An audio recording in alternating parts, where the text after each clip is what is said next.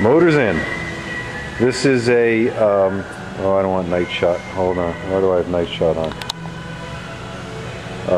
This is a 4G63T with Eagle rods, JE pistons. Head came from Slow Boys. 292 cams. It's got a Turbonetics cast manifold. Let me grab a light and I'll show you the, well, you can see it there. It's a Turbonetics 0.63 AR dual ceramic ball bearing, stage 5. The transmission is double synchros in 2nd, 3rd, 4th, and 5th, and I'm using a PTE powertrain PTT dual clutch, dual disc clutch in this. This is I used the Prothane mounts from the 93 Eclipse, whatever year it was, first gen Eclipse, that I just cut and re-welded this to make that fit. And on this side I did the same thing. Bring me the light over there.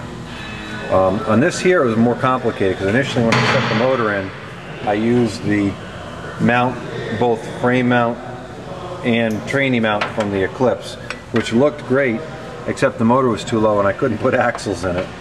So I had to both cut the frame side of it and the other side of it so that it lined up. But that all lines up now. I have axles in it, fuel pressure regulators right there, 1/2-inch fuel line with my AN fittings to my rail. I'm running 1000cc injectors, and I'm going to drill for the second breather off the valve cover and put in a puke tank for the oil, basically.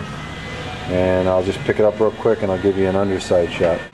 Okay, and there's the transfer case mounted on the transmission. The fuel lines going up.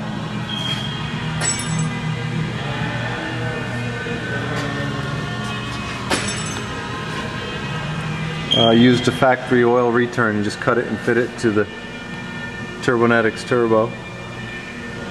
And I used the, with the PTT, they recommend using the clutch slave from the Trooper to give you a better pedal feel. And so that's one I just altered to fit the vehicle.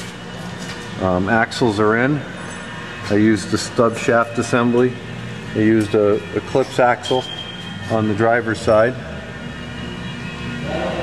And I used the axle from the Eagle Summit, the Colt minivan, Colt Vista wagon, and it plugged right in. I know you can't see it, but that's pretty much it. This is my front mount all done. The turbo is going to come out through the bottom of the mount, and then the intercooler hose is going to turn and come through this notch that I cut right here and go this way over to the intercooler. So the motor's 100% mounted, axles are in, and now I'm getting at the wiring. So that's where I am.